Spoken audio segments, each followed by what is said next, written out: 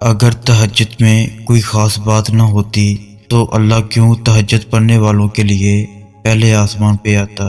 صرف یہ پوچھنے کے لیے نہیں کہ انہیں کیا چاہیے۔ اللہ تو ان کی دعائیں 7 آسمانوں کے پار سے بھی سن سکتا ہے، لیکن پھر بھی اللہ ان سے ملاقات کے لیے تشریف لاتا ہے۔ جیسے اللہ نے تہجد کو باقی نمازوں سے جدا رکھا ہے، ویسے ہی اس نے تہجد پڑھنے والوں کو سب سے جدا رکھا ہے۔ اللہ تہجد پڑھنے والوں کو سب سے خاص رکھتا ہے، اور ان کے لیے ایسے معجزے ہیں جو کسی کے لیے نہیں۔ اب اللہ 7ویں سے پہلے آسمان پر اپنے بندوں کو خالی ہاتھ لٹانے تھوڑی نہ آتا ہے۔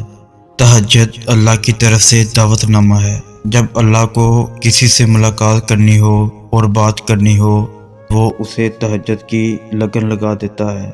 جب یہ سارا جہاں خاموش ہوتا ہے، پھر رات کی تاریکی کے اس عالم میں خدا اپنے بندے سے ہم کلام ہوتا ہے، اور تب یوں محسوس ہوتا ہے جیسے شاعرہ کی حدوں کو توڑتے ہوئے وہ رب ہم میں سما گیا ہے، اور لہو میں عجیب سی محبت کی کیفیت دھونے لگتی ہے۔ پھر میرا رب فرماتا ہے، مانگ مجھ سے میرے بندے، تو نے جو مانگا میں نے دیا تجھے۔ مگر تب اللہ کے سوا کسی کی طلب ہی نہیں رہتی، اور پھر طلب اللہ کی ہو اور وہ نہ ملے، ایسا تو ممکن ہی نہیں۔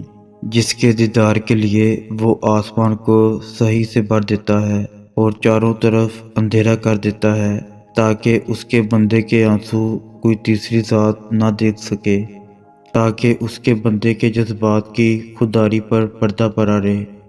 دعائیں جب قبولیت کے لیے اللہ کے روبرو ترتیب سے کھڑی ہوتی ہیں، تو تہجد کی دعائیں سب سے پہلی صف میں ہوتی ہیں۔ وہ صف جسے اللہ نے سب سے پہلے اپنے کن سے نوازنا ہوتا ہے۔